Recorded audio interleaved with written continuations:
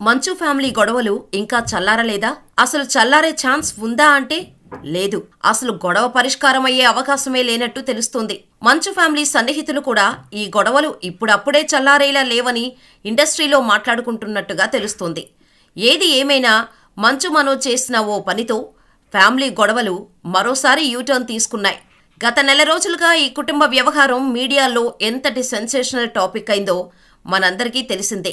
మనోజ్ మోహన్ బాబు మధ్య ఘర్షణ జరగటం, ఆ తర్వాత మనోజ్ మోహన్ బాబుపై పోలీస్ స్టేషన్లో ఫిర్యాదు ఇవ్వటం, మోహన్ బాబు కూడా తన కొడుకును ఇంటి నుంచి బయటకు గెంటేయాలని పోలీస్ కంప్లైంట్ ఇవ్వటం, ఆ తర్వాత ఆయన మనోజ్పై ఆరోపణలు చేస్తూ ఒక ఆడియో నోటుని మీడియాకు విడుదల చేయటం, ఫ్యామిలీ వ్యవహారంలో మీడియా తలదూర్చినందుకు మోహన్ బాబు ఒక రిపోర్టర్పై దాడి చేయటం, ఈ గొడవలో మోహన్ బాబు జైలుకు వెళ్లడం పక్కా అనుకున్న టైంలో అల్లు అర్జున్ అరెస్టు వ్యవహారం తెరమీదకు రావటంతో మోహన్ బాబు విషయం పక్కన పెట్టారు. ఇలా మంచు ఫ్యామిలీ గొడవను ప్రజలు పూర్తిగా మర్చిపోతున్న సమయంలో మనోజ్ మళ్లీ తన అన్న విష్ణుపై కేసు వేసేందుకు పోలీస్ స్టేషన్ మెట్లెక్కి నా అన్న విష్ణు నుంచి తనకు తన భార్యకు ప్రాణహాని ఉందని 7 పేజీలతో కూడిన ఒక కంప్లైంట్ ఇవ్వడంతో పాటు మోహన్ బాబు విద్యా సంస్థలను మేనేజ్ చేస్తున్న వినయ్ మీద కూడా ఆయన కంప్లైంట్ ఇవ్వడంతో మళ్లీ మంచువారి ఇంట్లో మంటపై జనాలు ఆసక్తి పెంచుతున్నారు.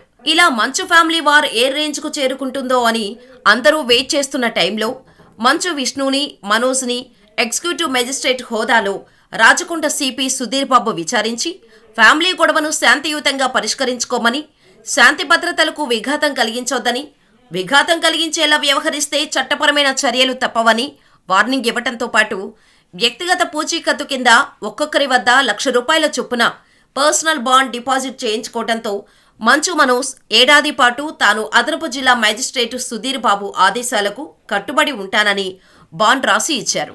దీంతో మంచు మనోజ్ను పోలీసులు బైండోవర్ చేశారు. ఏడాది పాటు ఈ బైండోవర్ నిబంధనలను ఉల్లంఘిస్తే చట్టపరంగా కఠిన చర్యలు ఉంటాయని పోలీసులు అధికారులు స్పష్టం చేయటంతో మనోజ్ వెళ్లిపోయారు. ఇలా జరిగిన కొన్ని రోజులకు మనోజ్ ఒక ప్రకటన విడుదల చేశారు. మంచు విష్ణు తన ఇంటి వద్ద జనరేటర్లో పంచదార పోయించి విద్యుత్ సరఫరా నిలిపివేశారని మనోజ్ ప్రకటించారు. నేను సినిమా షూటింగ్లో ఉన్న టైంలో మా అమ్మ బర్త్డే కేక్ కట్ చేయించే నెపంతో వచ్చి జనరేటర్లలో పంచదార పోశాడు అంటూ పోలీస్ స్టేషన్లో సీసీటీవీ వీడియో ఆధారాలతో సహా కంప్లైంట్ ఇచ్చాడు. ఇప్పటివరకు మోహన్ బాబు, విష్ణు మాత్రమే మనోజ్కు వ్యతిరేకంగా ఉన్నారని అనుకున్న ప్రజలకు మనోజ్ తల్లి ఇచ్చిన షాకుతో తల్లి నిర్మలాదేవి గారు కూడా సపోర్ట్ చేయటం లేదని అర్థమైంది. ఎందుకంటే బర్త్డే రోజు తన కుటుంబంపై హత్యాయత్నం జరిగిందని మనోజ్ ఆరోపించాడు. కానీ ఇదంతా అబద్ధమని అతని తల్లి నిర్మల లెటర్ రాయటం, మనోజ్పై ఉన్న పాజిటివిటీ మొత్తం ఒక్కసారిగా నెగిటివ్గా మారింది. అప్పటి వరకు మంచు మోహన్ బాబు, మనోజ్, విష్ణు వర్షన్ మాత్రమే వింటూ వచ్చిన జనాలు మనోజ్ అమ్మగారు నిర్మలాదేవి పూర్తిగా మనోజ్ వైఖరినే తప్పుపడుతూ ఆమె ఓ లెటర్ రాశారు. ఆ లెటర్లో డిసెంబర్ 14వ తేదీన తన పుట్టినరోజు సందర్భంగా పెద్ద కుమారుడు విష్ణు జల్పల్లి ఇంటికి వచ్చి కేకు తీసుకొచ్చి సెలబ్రేట్ చేశాడు. దీనికి నా చిన్న కుమారుడైన మనోజ్ ఇంటికి వచ్చిన విష్ణు ఫుటేజ్ను బయటపెట్టి విష్ణు గొడవ చేసినట్టు లేనిపోని అభాండాలు వేసి పోలీస్ కంప్లైంట్ ఇచ్చినట్టు తెలిసింది. నా పుట్టినరోజు సందర్భంగా విష్ణు కేక్ తీసుకుని ఇంటికి వచ్చాడు. తన రూమ్లో ఉన్న సామాను తీసుకున్నాడు. ఉన్న కొద్దిసేపు నాతో ఉండి కేక్ కట్ చేయించి సెలబ్రేట్ చేశాడు. నా చిన్న కొడుకైన మనోజ్కి ఈ ఇంట్లో ఎంత హక్కు ఉందో నా పెద్ద కొడుకు అయిన విష్ణుకి అంతే హక్కు ఉంది. నా పెద్ద కొడుకు అయిన విష్ణు ఎటువంటి దౌర్జన్యంతో గాని మనుషులతో గాని ఇంట్లోకి రాలేదు, గొడవ చేయలేదు. మనోజ్ కంప్లైంట్ చేసిన దానిలో నిజం లేదు. ఈ ఇంట్లో పనివాళ్లు కూడా మేమిక్కడ పని చేయలేమని వాళ్లే మానేశారు.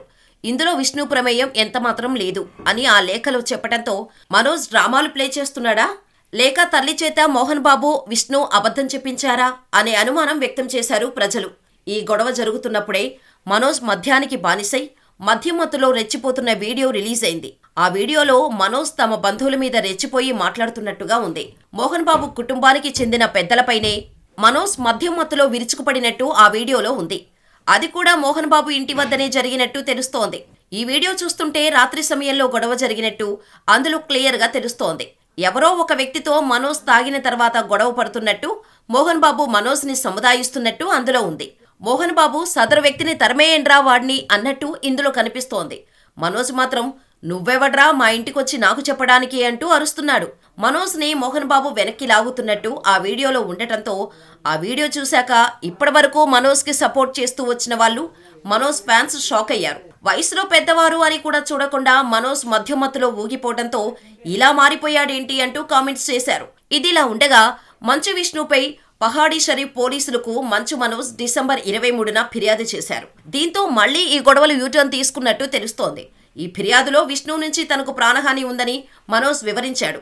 విష్ణుతో పాటు విష్ణు సహచరుడు వినయ్ పేరును సైతం ఫిర్యాదులో ప్రస్తావించారు. మంచు విష్ణు, వినయ్ మహేశ్వరి, విజయ్ రెడ్డి, కిరణ్, రాజ్ కొండూరు, శివ, వన్నూర్లపై చర్యలు తీసుకోవాలని, వీరి వల్ల తన భార్య పిల్లలకు ప్రాణహాని ఉందని మనోజ్ ఫిర్యాదులో కోరాడు. మోహన్ బాబు యూనివర్సిటీలో జరుగుతున్న అక్రమాలు, మంచు విష్ణు, వినయ్ మహేశ్వరి ఆధీనంలో ఉన్న ట్రస్ట్ వెల్ఫేర్పై నేను నిలదీశానని చెప్పాడు. అప్పటి నుంచి తనను చంపేస్తామని తెలియని నెంబర్ల నుంచి ఫోన్లు వస్తున్నాయన్నారు. సెప్టెంబర్ 11న తాను వినయ్కి ఒక మెసేజ్ పంపినట్టు తన కంప్లైంట్లో తెలిపారు. ఇలా మంచు ఫ్యామిలీలో గొడవలు మరోసారి యూటర్న్ తీసుకున్నట్టు తెలుస్తోంది. దీంతో కొందరు మనోజ్ ఆస్తుల కోసం ఫ్యామిలీని రోడ్డుపై నిలబెట్టాడని, ఆస్తి కోసం తండ్రిని ఏడిపిస్తున్నాడని అంటుంటే, మనోజ్ సపోర్టర్స్ మాత్రం ఆస్తుల కోసం గొడవలు పడాల్సిన అవసరమైతే మనోజ్కి లేదు. ఎందుకంటే తన భార్య మౌనిక పేరు మీద చాలా ఆస్తులు ఉన్నాయని, మంచు ఫ్యామిలీలో గొడవలకు ఇంకేదో ఉందని కొందరు ప్రముఖులు తీవ్రమైన చర్చలు చేస్తున్నారు. మరి మంచు వారి కలహాలు ఎక్కడి వరకు వెళ్లి ఆగుతాయో అనేది చూడాలి.